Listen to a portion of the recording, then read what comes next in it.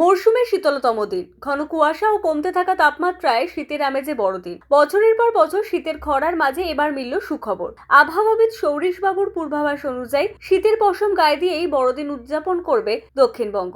ঘন কুয়াশা ও ক্রমহ্রাসমান তাপমাত্রার জেরে কলকাতা সহ দক্ষিণবঙ্গ জুড়ে স্পষ্ট শীতের অনুভূতি। বড়দিনের আগে মরশুমের শীতলতম দিনগুলোর সাক্ষী হতে চলেছে রাজ্য। কুয়াশা দীর্ঘস্থায়ী হওয়ায় দিনের তাপমাত্রা উল্লেখযোগ্যভাবে কমেছে। কলকাতার সর্বনিম্ন তাপমাত্রা নেমেছে 14.4 ডিগ্রি সেলসিয়াসে। আজ শ্রীনিকেতনে তা আরো কমে 10.7 ডিগ্রি সেলসিয়াস। স্বাভাবিকভাবে যেখানে দিনের তাপমাত্রা 26 ডিগ্রি থাকার কথা, সেখানে কলকাতা সহ একাধিক জেলায় তা এখন 20 থেকে 21 ডিগ্রির মধ্যেই ঘোরাফেরা করছে, যা স্বাভাবিকের তুলনায় প্রায় 6 ডিগ্রি কম। আবহাওয়া দফতর জানিয়েছে আগামী এক সপ্তাহ রাজ্যে বৃষ্টির কোনো সম্ভাবনা নেই। কলকাতায় আগামী দুদিন দিনের তাপমাত্রা 21 থেকে 22 ডিগ্রির মধ্যে থাকবে এবং 25শে ডিসেম্বর থেকে সর্বনিম্ন তাপমাত্রা আরো কমতে পারে। 25 থেকে 27 ডিসেম্বর পর্যন্ত শীতের দাপট বজায় থাকবে বলে পূর্বাভাস। দক্ষিণবঙ্গেও থাকবে শীতের আমেজ। উত্তরবঙ্গেও শীতের দাপট স্পষ্ট।